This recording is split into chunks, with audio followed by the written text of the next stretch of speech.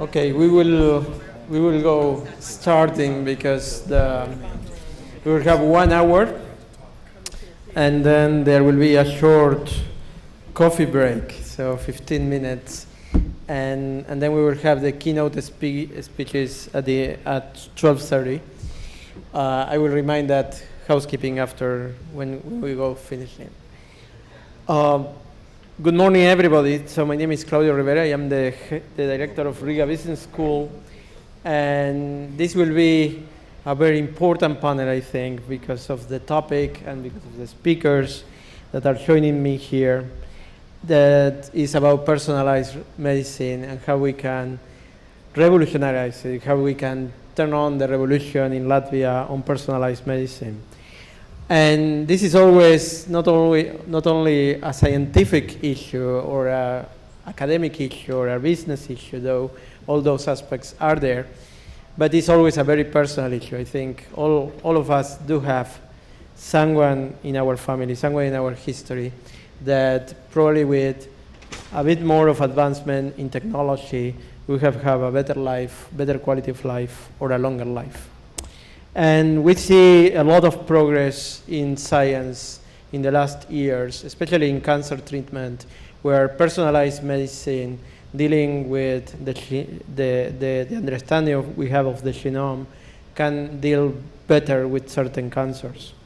So, for example, there is a project right now in the UK where 100,000 healthy babies are being sequenced. The DNA is being sequenced completely.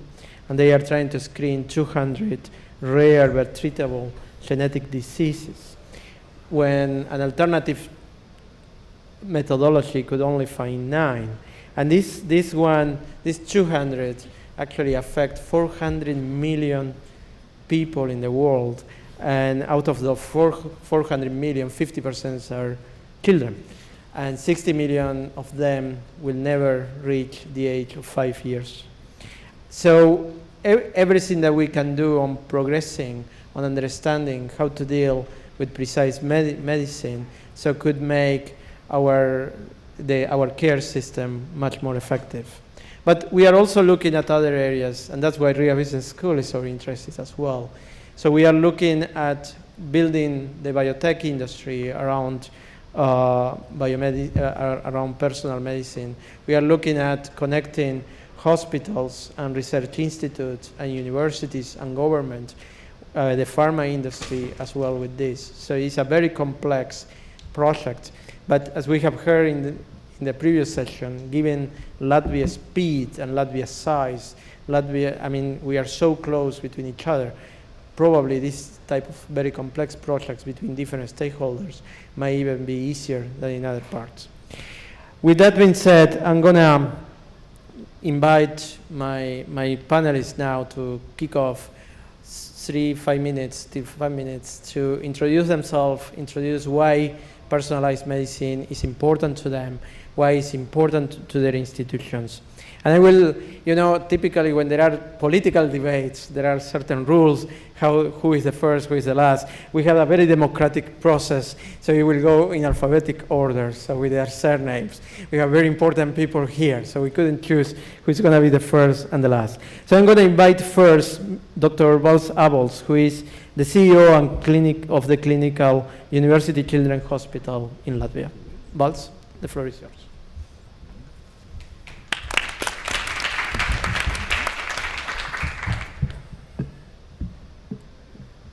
Okay, thank you. Thanks for the introduction. I think we need to put the topic of precision medicine in a context a little bit. So every year in Latvia, 50 or 60 children are diagnosed with a cancer. And some of them are still very aggressive and hard to treat. Although the survival rates have improved for many cancers, that's not for all. And I'm not an oncologist, nor the bioinformatician. I'm a CEO of the hospital, but I do care that the health outcomes and the quality of life of children and their families would be improved. Over the last few decades, the survival rate of the children cancer has improved, say, 80% or so, or even more. Nevertheless, what we still facing are a lot of long-term side effects, either due to surgeries or cytotoxic chemotherapy or radiation therapy. And and these present heavy burden on the quality of life of young people, and sometimes induce secondary cancers, etc. So therefore, advancement and selection of new therapies is of paramount importance of how we can better help those kids and the families. And one of the crucial steps, which, well, I can't say any more recently, but already for some time is available, is identification of genomic profile of pediatric malignancies. And thanks to those revolutionary technologies, that's become available, but also doable in fairly short time. So in a matter of days, we can come with that information, and we can identify those genomic abnormalities which drive particular pediatric malignancy. We know that there are specific differences between the children cancer and adult cancer, and that children cancer are almost exclusively regarded as rare diseases because of their specificity. So they are very, very unlike each other. And now the comprehensive molecular genetic data analytics for the pediatric cancers has been pretty difficult because the number of the children is small, and to get enough data and to build that knowledge, it takes time. Our knowledge have increased over the years, and now we can do the specific genomic alteration identification to select the best treatment options based on very, very specific diagnosis. And I have to say that already a few years ago, with the kind support of John, we've been able to really expand our capacity of our molecular diagnostic laboratory to an absolutely different level, establishing a strong team, attracting the talents, reviewing the protocols of how we do the things, reviewing the processes. And now I believe we have a strongest clinical genetics and bioinformaticians team in the country, so who are able really to serve all of the pediatric cancer patients. I should have said that in the beginning, the children's hospital in Latvia is just one. There's one children's hospital in the country, meaning that all of the tertiary care, including the cancer care, is centralized. So every single patient with a cancer will end up or start up in children's hospital, meaning that all of the data, everything is related to the children's hospital and its ability to provide the advanced diagnostics and the treatment. And that's kind of allows us to kind of see those cases and build that talent in the hospital. We have established a molecular tumor board, which helps as a multidisciplinary team include bioinformaticians, geneticists, clinicians, to make those decisions which are required to select the best treatment and choice for the patient. In country like ours, one of the prerequisites for success is a collaboration. Therefore, we collaborate very, very closely with different institutions, including the Riga Stradiņš University. We're kicking off the project now with RTU.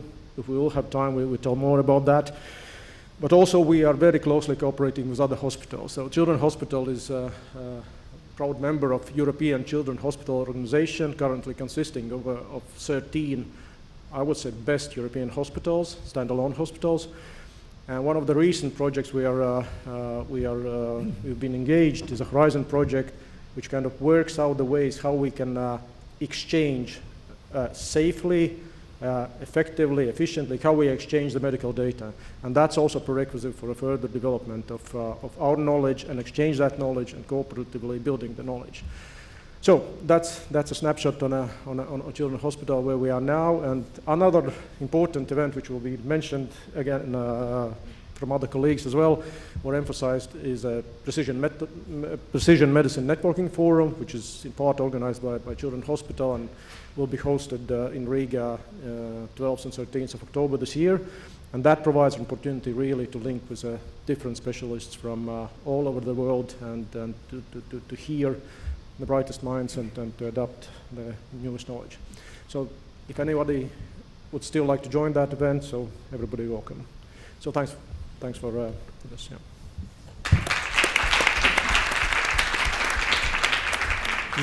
The event is Spotlight Latvia, so when in leading up to the panel, we also decided to start showing what Latvia is doing.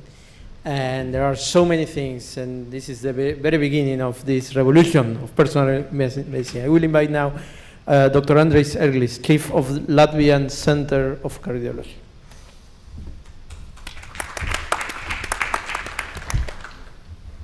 Dear Claudio, distinguished panel, distinguished audience, it is great pleasure having me here, and it's a very difficult topic.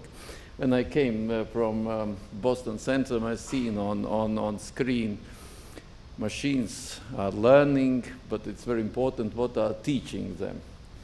And I guess this is most important thing if you are looking on meantime medicine, which is really changing. And now this is if we are, and what I see, and it is across the globe, and what we are discussing now, what does mean personalized medicine and what does mean precision medicine. It's completely different terms, but sometimes we are mixing and mismatching, and maybe it's also not so bad. And what I really want to say is that I am so happy to be here because we are here so many people from different specialties. And if we are looking on this century, which hopefully it is strange now, it is a really bad things about the war, and it's really difficult to understand even how it could happen in Europe, but nevertheless. But actually, if we are looking on perspectives, this is really the life quality century. And for this reason, I guess that it's one thing should not to focus only on genes. It is very important, but not to focus. And what we've seen actually in last decades, that actually the weight of genes in outcomes, if I can say this, in cardiovascular outcomes, in oncology and others, actually is going down. And actually it is much more important our behavior and our environment. I'm not talking about the climate changes, about environment, what we are having, I mean like from nature, but also where we are living and how we are living, our habits, our social things and others. And for this reason, I guess it is so important actually to be here to discuss together. Arvis Tālis, who will be next speaker, he's now rector of Riga Technical University. We are working for so many years together and actually in completely different specialties. But the main target is one, how to improve our life. Of course, there should be also other specialties, and this is difficult. What I want to say that you said I'm chairing, yeah, and I'm really happy that I'm still working on and I'm doing operations, but actually I'm not sure that I'm chairing the Center of Cardiology anymore because I'm doing much more other things, which is not so, unfortunately, I guess, maybe fortunately, regards to patient health, I mean for personal health. But this is completely different story. If you can change environment, you can change population health. And population is a sum of personalities. And for this reason, I guess there is so many different, sciences. And what I began with this, we have the different terms. We have team science, which is very difficult because, as I says, we should come from scratch and build a completely new languages to understand each other. That is what we are doing in our hospital, what we're doing in University of Latvia, what we are doing. I'm also Vice President Latvian Academy of Science. What we are doing with of course, together with Students University, and I say that what we are doing worldwide, because I can't imagine one study in cardiology which was not done in the last 20 years, also we not participate in Latvia. And this is a very important why I'm not sure that a country like we are, 2 million, and Chris Zarins will come with next, I guess, the next sessions, and we are really close friends, and he helps us very much. But actually, what I really want to say is that Latvia is a champions in clinical sciences, in clinical medicine, in trials, in studies, and based on very good basic knowledge. And this is one of the stories what we can sell, if I can say this in this. Also what I really want to say is that we are quite pioneering. And sometimes we can do things which takes much more time in other countries. And that's why we have, we have proposals. But of course, what we need to go for translation, for science translation to product. It's not easy. It's really not easy. And the most important thing is, of course, the marketing. But I guess that Latvia and Latvians, and actually, I mean, our entities should be like joint ventures and should be like a part of our small pieces of big puzzle. And this is the way how we can develop. And this is, I talk, it is, as I said, I'm more now talking than doing, and this is a shame maybe, but on the other hand, this is I'm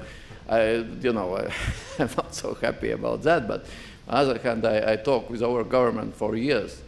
And this is, again and again, I want to say, even if we can promote, not promote, but even if we can make something very, very good, it will be very difficult to do the marketing for those things. For this reason, we should be a part of system. It doesn't mean that we are small, and we should be smart.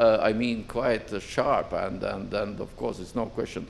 But on the other hand, that's why I'm so happy to be here, because I know yesterday we had with Rolf and with Zosh, we had a fantastic meeting with here, this foundation, and we showed the study what we did actually together with Microsoft, and Microsoft part maybe no, it's less, but with Zosh, and based on our surgeon, pathologist, and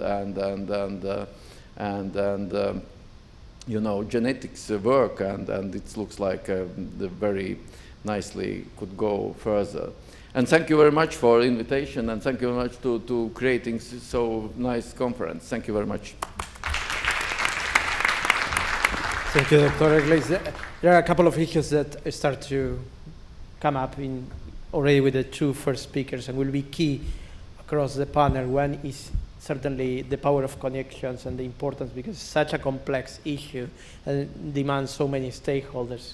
And now with Dr. Eglis as well, the interdisciplinarity of the topic.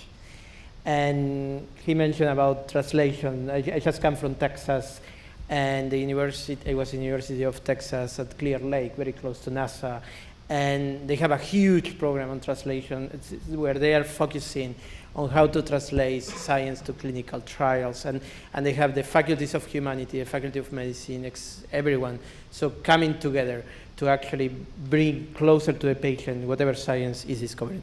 I have the honor now to invite my boss, actually, Dr. Talisiuk, rector of the Riga Technical University.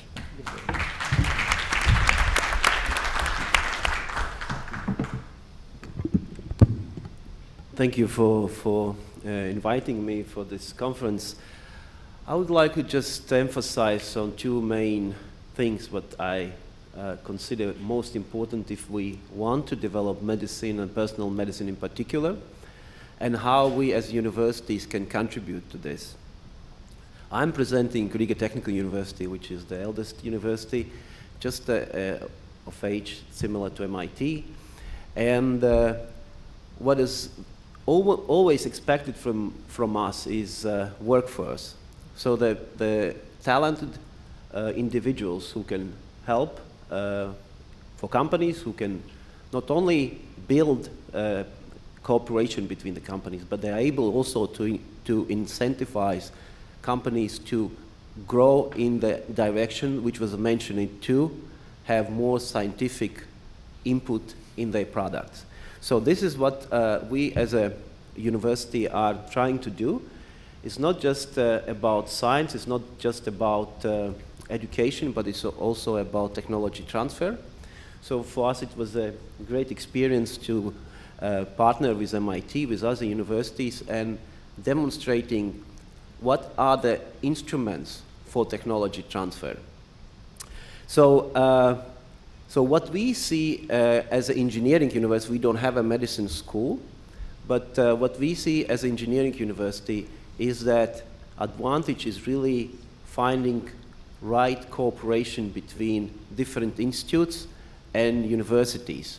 So I'll just give you a few examples where we have been very, I think, successfully cooperating with our partners in Latvia in a minute.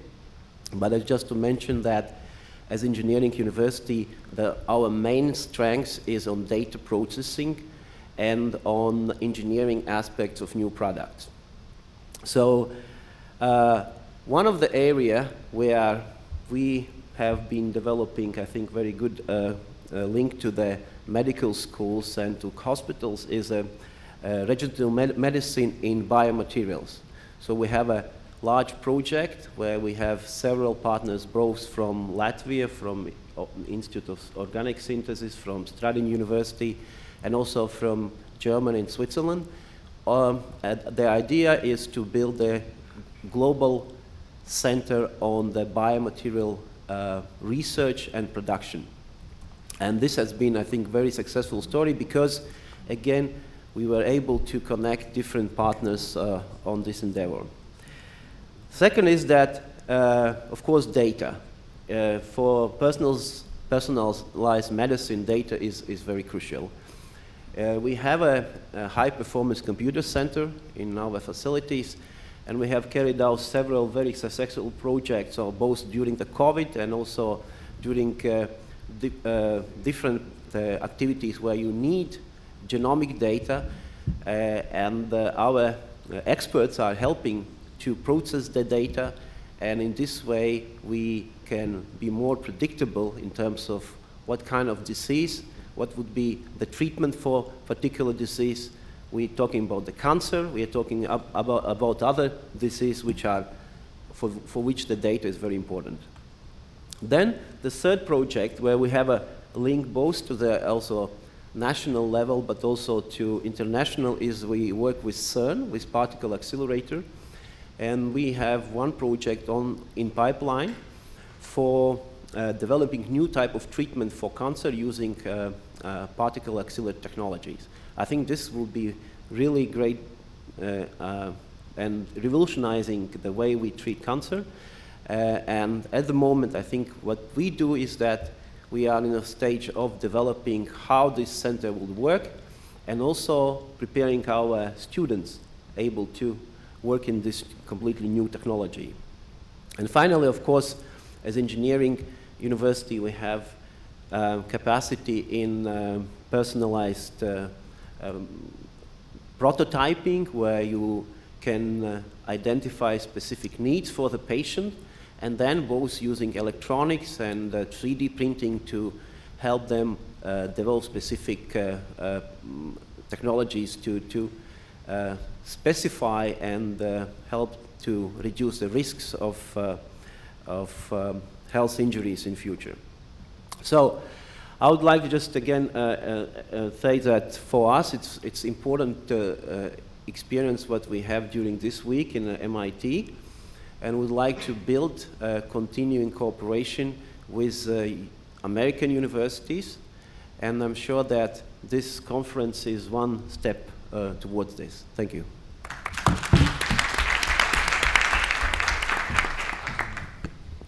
So more of the key issues that also we wanted to highlight during the panel. One is commercialization of science and startups. In one of the discussions we have in MIT during the week, there was one of the professors said, well, if you are in MIT as a faculty member, you don't have a startup, something is wrong with you, right?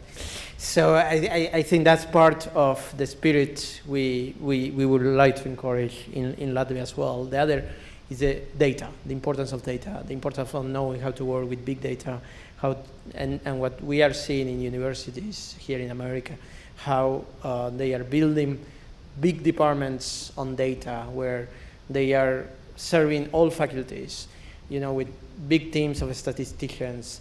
And from there, they are providing also the bioinformaticians that can work in the lab. So that's something that, again, is today all across universities to have departments that their focus is on providing data training for graduates, for students and faculty members. I'm going to invite now Agrita Kyope, Dr. Agrita Kyope, Vice Rector of the Riga Strange University, to the podium. Thank you.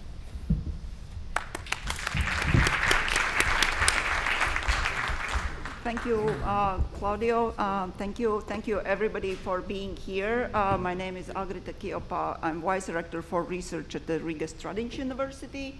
As you may know or may not know, we are the major university of the health system, and we are the major producer of health specialists and doctors. So for us to revolutionize something is really a question of looking at the competences that our doctors need to be able to revolutionize something. So therefore, what we do in first place is we are looking into our curricula and currently are having a number of the projects that would better equip our future doctors and existing specialists or researchers with the necessary skills. So we are increasing our bioinformatics capacity. We are looking into genetic analysis and how we can provide more of exposure to the knowledge and tools that are necessary to our students and faculty members. Together with Riga Technical University, we currently run an upskilling project, if we can say so, a high-level digital skills project, in which we are putting in place a whole new level of a training for the analysis, for genetic analysis. And with that, we are enabling our both students and faculty. Our Institute of Oncology does the research, and there are many other ways how we try to contribute to this constant, Claudio asked to speak about revolutionizing, but actually for us it's revolution and evolution at the same time. The medical profession is fairly regulated and stable, and so we are bringing in additional necessary skills there. Currently, our university is also a leading university in the numbers of international students. A quarter of students in our university is from Scandinavian countries and Germany. So we are also trying to benefit from this international turnover and work more with the hospitals in those respective countries and expose again our students to different opportunities.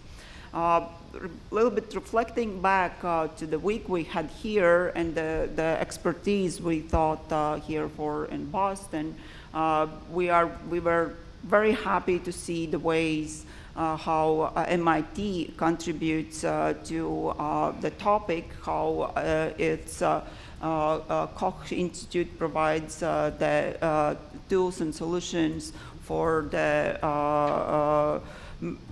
analysis of the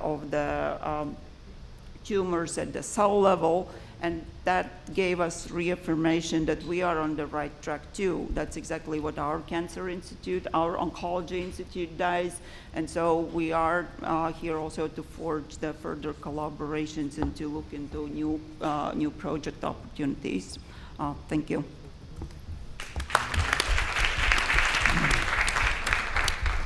I like the challenge about evolution or revolution. Given the challenges that personalized medicine is needed to get into the patient, right? Because it's about helping the patient to have a better life. And there are many, not only in Latvia, but all around the world, there are many barriers that actually make advancements really slower, like the permissions you need for clinical trials, the probably you need, you know, more, the interconnection between experts from so many fields that haven't been working together, the way how data is handled that is very sensitive. I think there are so many issues.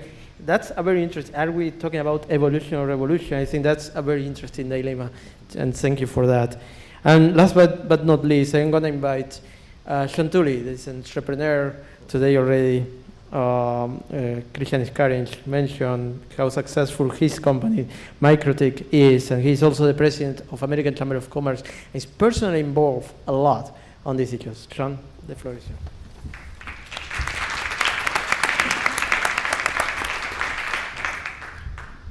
Thank you, Claudio. I can tell you, as he announced, I'm the president of the American Chamber of Commerce, and I work for a company in data communications in Latvia, Microtech. And I have a personal story behind why I'm here on this panel. I've lost some family members to cancer. In the past, quite a long time ago, I contributed money, support. But in 2018, I decided to actually spend a lot of time to learn and to support a team of people in Latvia. And there are many members right here on this team that are doing things to bring what could be cures, what can help patients. And actually, even here it is at an economics conference because it's a big changer in the world. It's part of a big economic movement.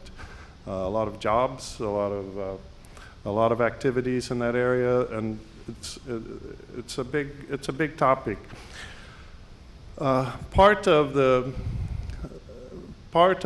working with precision medicine, with molecular tumor boards, medicines that are designed based on diagnostics of genes, of DNA, of cancer genes.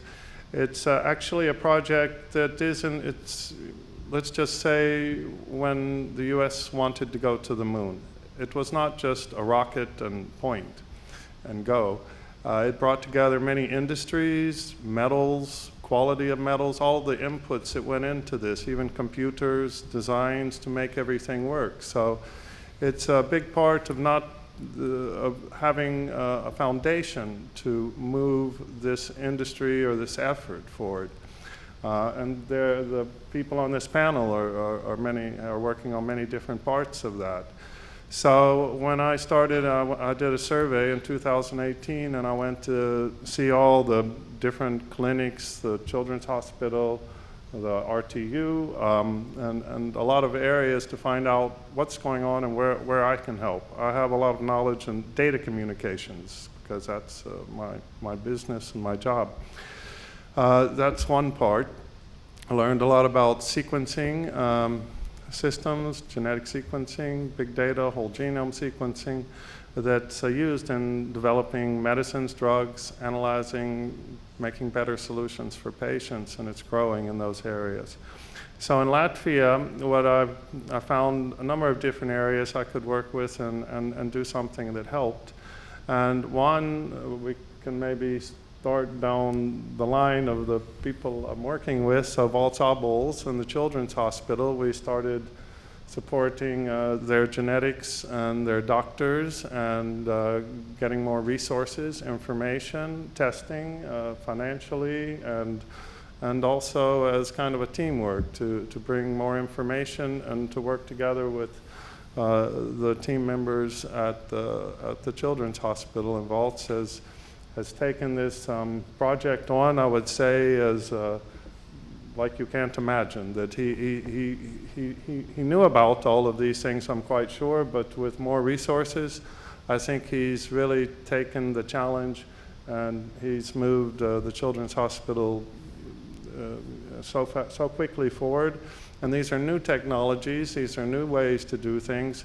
And in any system, in a healthcare system, an institutional system, it takes a lot of effort to make changes. And that's part of the challenges, but in Latvia, with people working together, communicating, I see that we're doing a good job there.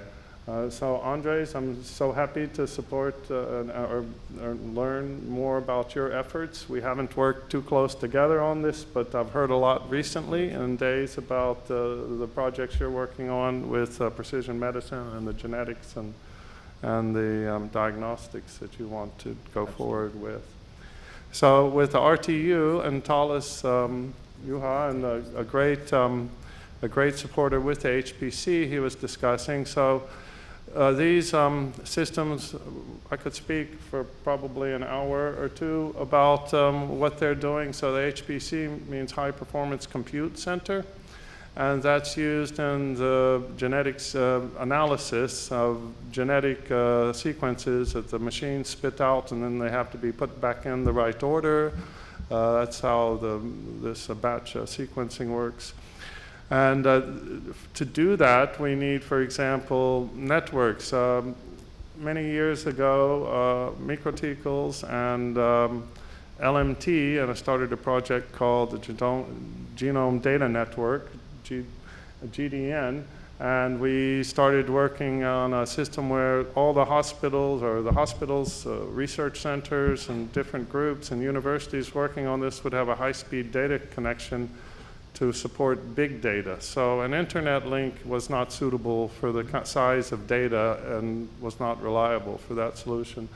So with the RTU support and efforts on LMT and Microticals, we started a network that went forward so they wouldn't have to carry a hard drive in the car or a taxi from one place to the other. And actually they made an announcement and they said, here's a museum and a glass box, and we're putting this USB hard drive in the glass box because we don't need that anymore. So they have a network where they can just click, do all their work at the HPC on their servers, compute servers, and with the big data going there. Also, they've started a new bioinformatics program just, I guess, some 6 months ago approximately, for supporting training people to work for big data. So as I was talking about before, these efforts are like many components to support the researchers, scientists, pharma and drug companies, and doctors, and the ones doing diagnostics. And we need these big data networks to actually support them in their area. So it's not just one thing. It's a project that has many resources required.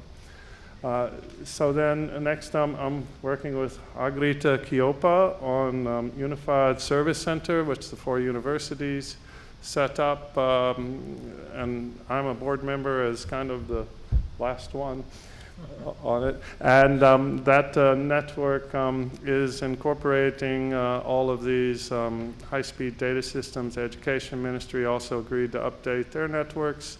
This is something I know a lot about, so I can help in this area. And we connected Latvia to the research network for Europe called GEONT at 100 gigabits per second, so that they can do a lot of things with, for example, Thales was talking about CERN, also about genetics, big data, also about imaging and other things in healthcare. So these big, and Latvia was the first in the Baltics to have such a high-speed connection, even faster than Estonia, which is always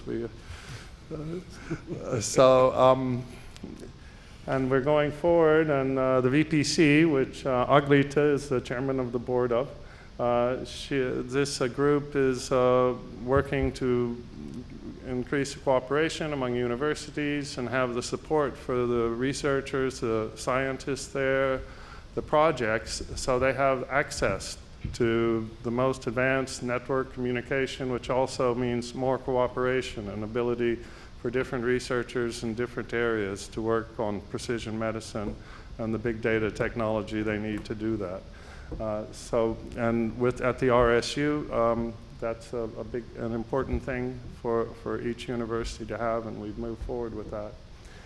So we can go forward with Claudio. So at RBS, we've worked on, and I understand there's a lot of progress on the curriculums from MIT and others on bioinformatics, and that's a big part of precision medicine. It means they're learning about the DNA and using big data and computer systems to figure out solutions and make new drugs or make vaccines for COVID, and make medicine for cancer patients. So thank you.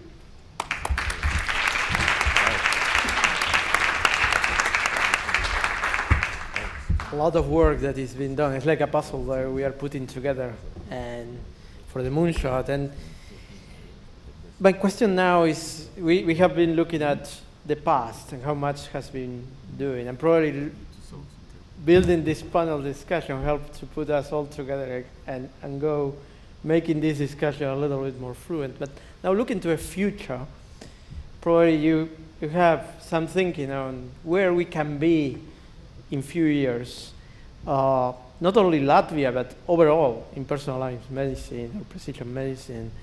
And what could be the key challenges to make that future real? Okay, Balz, would you like to? Okay, well, clearly, yeah, the future is very, very immensible. Yeah, it's very, very like full of opportunities, if I may say so, and specifically if we look from a technical side. And just mention some of the drivers which we have seen overcoming, recent years, but also coming, like single-cell omics. So if we talk like opportunity to modify the genome, if we talk about the liquid biopsies, artificial intelligence, machine learning, 3D bioprinting, etc., etc. So multiple technical opportunities which kind of develop at the light of the speed. So what I'm more concerned is about is really us as a humans like match that speed with understanding of why we are doing the things and how we avert potential risks of everything, because otherwise there will not be like really advantage to advance so quickly technically if that could be not applied to great benefit for the patients. And what I'm talking about, like well, we're still not there with the consenting. Yeah? So what consents should we give and at what moments, for how long, etc., etc. So who owns the data? Really, who can make the decisions about the data? So who can share the data? So to what extent? Then also the access and equity. So clearly, if there is if precision medicine creates more disparities, then ethically it's also a big question. So how to deal with that? And also, I mean, we should be also ready for like psychological support or psychologically address the situations where genetic information kind of raises additional concerns rather than provide the beneficial information. And there, all of the questions of right not to know, etc., etc., come into place. So therefore, I think we need much more emphasis and much more focus on how to match that technological advancement speed with all of the environment which supports the benefit of why we're doing that. So. Actually, if we look at this panel, who are they here? There are some missing pieces. Government is missing here, right? We didn't have more seats and more time for that, and someone from ethics and social science, right? So that they can go informing these type of decisions. Actually, Dr. Erlis, you spoke about, I think you were in that direction where you said, okay, what are we asking the machine learning to learn, right? I think that was part of your argument here. So what you're thinking about the future? Yeah, I guess Walt's talk, and it is very right and important about some philosophical aspects of future, and it's very difficult actually to look on this crystal globe. But I'd say one really simple thing, and because I'm a simple doctor and I do a thing, yeah, but that's it by try to unblock. It's like plumber some vessels and something, but it is important for people. But on the other hand, as Walt says, we should look on targets, and there's a couple things. The one thing what I just learned in one island next to Venice, and that it is in former psychiatric clinic, and now there is a fantastic conferences, and there was actually discussion about cell biology and vascular biology. And then if we look on this and based on basic sciences, we see completely different story. That means that actually the challenges, in best meaning this word, will be really completely different what we are having now and what we're discussing today. And second thing is, and this is also what Walt touched at, is, for example, in Latvia, in last 20 years, we doubled people living longer than 80 plus. Right. And that means that again, the medicine will be completely different from different aspects. It's not only physical, because the needs are completely different for those people. And this is again why I'm saying, and again and again, precision medicine. It is the theaters, it's a roads, it is the schools, it is doesn't matter what you call. Because if you look on physical health, in the same time you should look on mental health. Right. And of course there's also some structural things, but there's also so many functional things. For this reason, if we are looking a bit further, there will be completely different needs. It is for sure, there's no question about that. And about if we are looking on different kind of chronic degenerative things, there will be revolution, I guess, in 4 or 5 years. Maybe with later on we see. Now we are having what we are, for example, working on gene silencing molecule on inclisiran, which is like vaccine, anti-atherosclerotic vaccine, doesn't matter how we call, and the other molecules in future. And of course, it also will be gene-based, no question, but also phenotypes. And if you are looking even on high-resolution imaging systems, in 4 years it will be completely different, based on completely different principles. For this reason, I guess, as I said, it is difficult. It is difficult to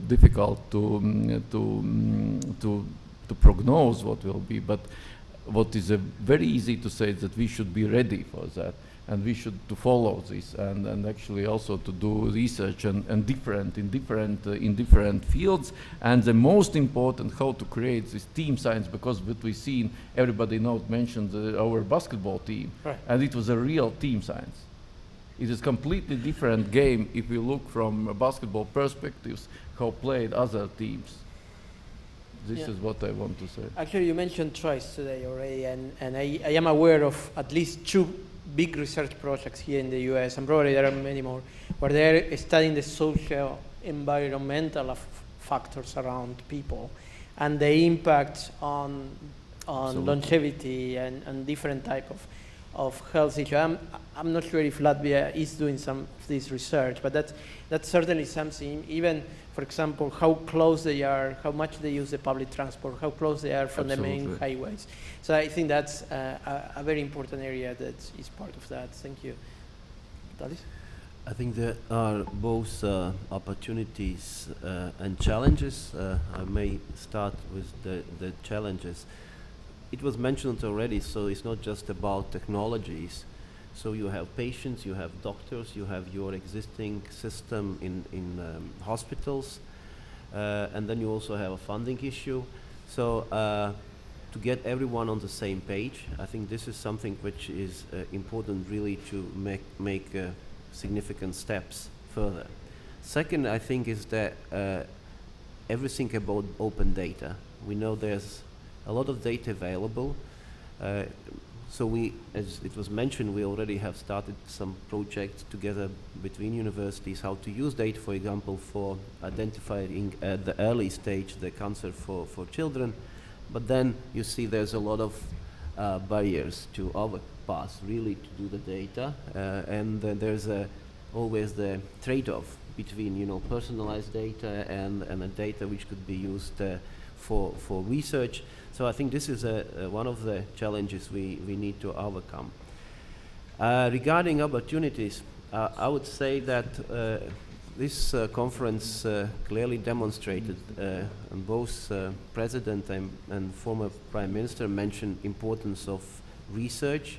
I haven't heard that they have mentioned so many times, research and universities before. So I think it's a good sign that more and more research institutions can be engaged in technology transfer. And that's where I think a tipping point is that we need to make this process more viable, so the ideas, technologies from the universities are going to the companies. And that's where I think another opportunity, great opportunity lies, is about that personal medicine, I guess, will be more and more startups will be engaged. We see already in Latvia there are many startups in this area and worldwide.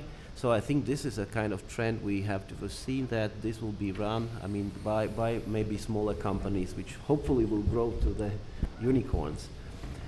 And the last maybe is that we have a new generation of kids coming out of the school, and at least what we observed, I started the new program, we can discuss it a bit later, in bioengineering, biotechnologies. There's a huge demand. So there's great interest from the kids about biology, biotechnology, medicine, and I think that's a great opportunity, and we have to build on that.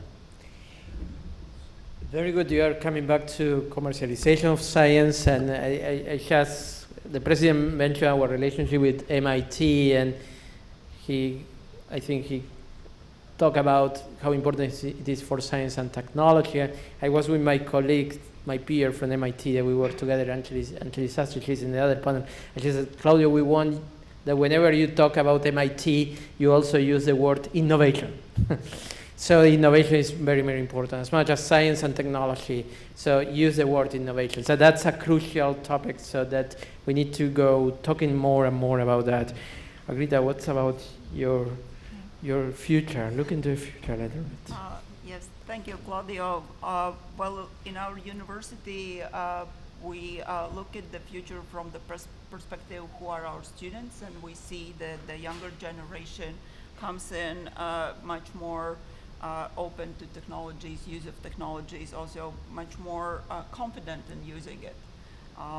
And we, as the university, try to serve them best so that they can foster those competencies that are necessary. One of the things that we recently, when we had to choose our research profiles and to expand our research profiles, we put a greater emphasis on natural sciences and biology, and also before mentioned data, understanding knowledge, and I think that future will allow us to make use of that knowledge. For now, most of our faculty members, or the greatest share of our faculty members, are practitioners, are clinical doctors, so are increasing the exposure of our students to different types of more basic knowledge-oriented, more science-oriented faculty members, and also we are expanding their options to participate in collaborative projects. So we see that the future holds this promise on the verge of those collaboration, of the interaction with other disciplines. So the talent issue is the second time you mentioned about that. Already Talis also about the competence, the pool of competence. We can have money and equipment, but if we don't have the people to do that. And that also implies connecting with universities that are already having this type of laboratories and research, bringing postdocs to our institutions and starting to make those connections. And biology maybe could be, as MIT, as far as I know, biology now is a compulsory subject for all programs, undergraduate program. Maybe that's something for the future to look at. Sean told me before we came into the room that this is a moonshot, and he mentioned again. So where do you see the future, Sean? Thank you, Claudio. We've been working very hard. I think each person and their organizations, and we've really put together a lot of programs, educational courses, direction, and emphasis. We have, as Walt Sobels mentioned to start, we have a precision medicine networking forum on October 12th and 13th, this coming month. And it's actually, I think we found that we have actually, here we are in Boston, where Harvard's located, and we have two top precision medicine professors and doctors from Harvard coming to Riga to speak. And we have a number of other ones from all over Europe, tops in their fields, pathology director for the lab at Princess Maxima Hospital in the Netherlands, which is one of the top precision medicine and childhood cancer hospitals, I would say, in the world, and certainly in Europe. So this emphasis on communicating about it, getting people to understand, getting the experts, people working together. I want to thank Leah, has contributed to the forum this year. We had it last year, which actually we started it, and it was kind of we didn't know how big an event it would be, but thanks to Agrita and the RSU that took on this project, we made, I would say, a European level conference in precision medicine. And this year it will be a big experience.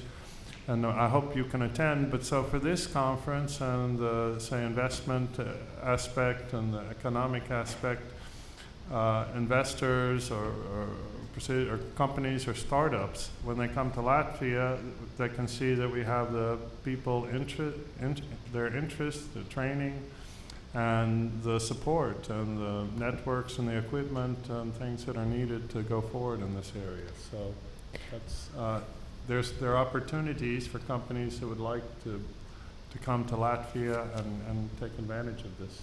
Okay, so this now we need to go close, and I will ask you to be very, very brief on the call to action. So when we go all back to Latvia, what's the action next, besides attending the forum in October? That I hope everyone is going to be there. But what could be the next action point, and that each one of you could consider to move this revolution on personalized medicine forward? Baltz, would you like to start with that? Okay, actually it's a learning also from this week's. We had an opportunity, fantastic opportunity to meet different teams working very, very closely together.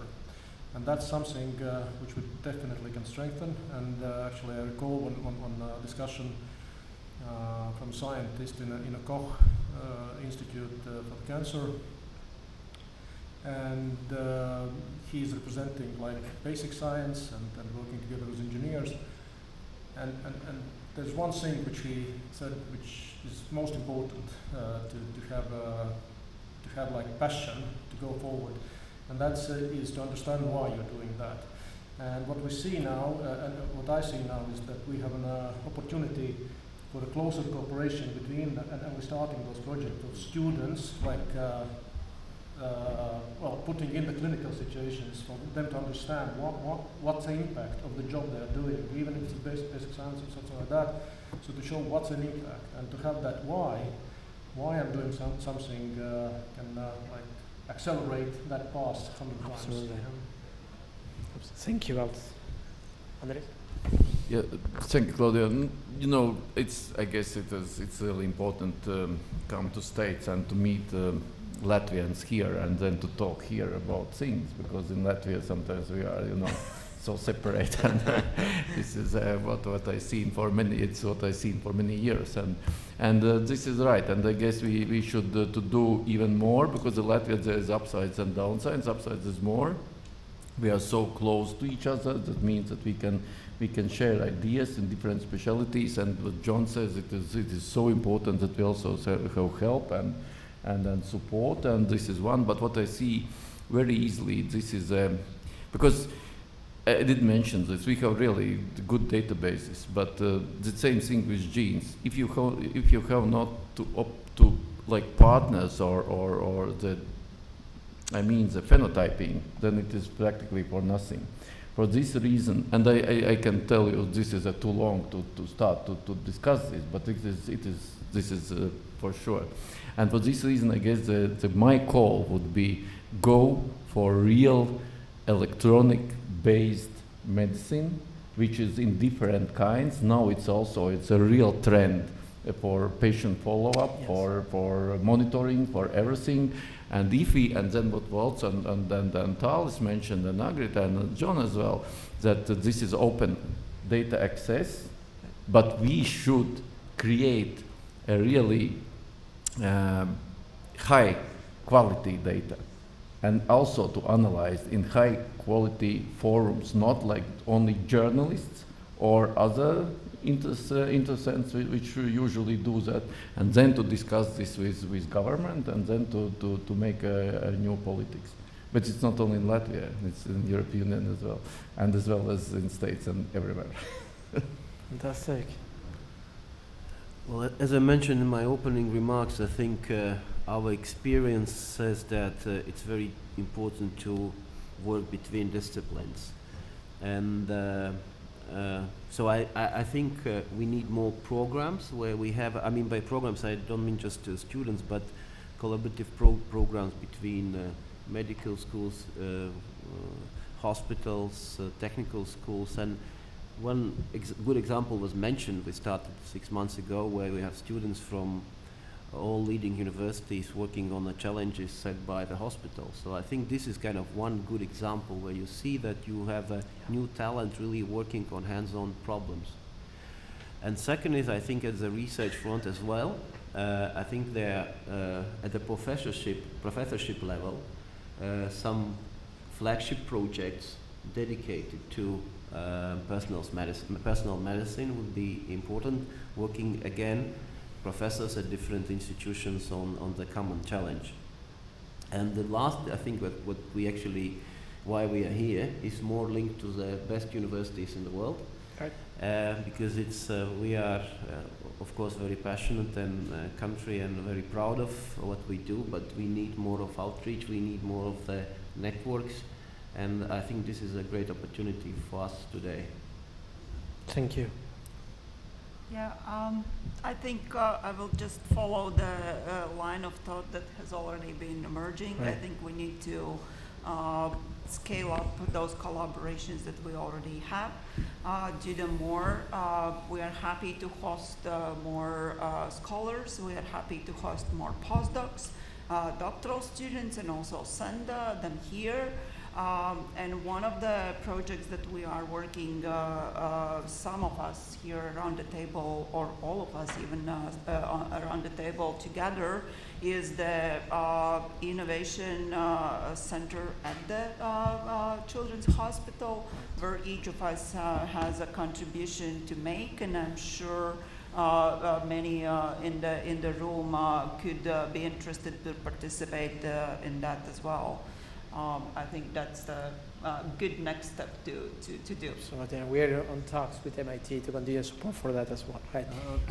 Thanks. Agrita, you just said what I wanted to say. I'd like each person in this room to consider a next step. If they know someone that could support these efforts in Latvia, if they could personally contact, I guess, our leaders here for the conference, Lauris and Martins, and put us in touch with them. Tell them about this effort, what you've learned today, and ask them if there's anything they can do, or we can work together with them. We can move this forward, and I'd like you all to take that on as a mission if you can. Thank you. Thank you. I'm born in Argentina. My home is Latvia, but I'm born in Argentina. And for many years, we have been frustrated with our soccer team, but in the last few years, we have been winning everything. The reason has been data. So in the last year, we understood that skills were not sufficient. We needed data. And so we need, with more data, and we have a lot of data, better data, with people that can use the data, with a very strong network of stakeholders that can actually use properly the data and do research, so we can take better care of our children and the future generations. I think this has been a fantastic panel. I enjoyed it a lot. I hope we will have a recording, because also these people have committed to many, many things, and it will be good to show them that and in the future. And I hope we will be able to continue meeting in Riga when we are back. Yesterday I was walking out from the Technology Square. I saw the booths there in the bars. Probably we need, Riga Technical University, RSU, LU, the hospital, everything is so close. We can have a big bar in the middle and then get together and mingle at 6 p.m. every day. And then this conversation will continue. Join me please to give a big applause to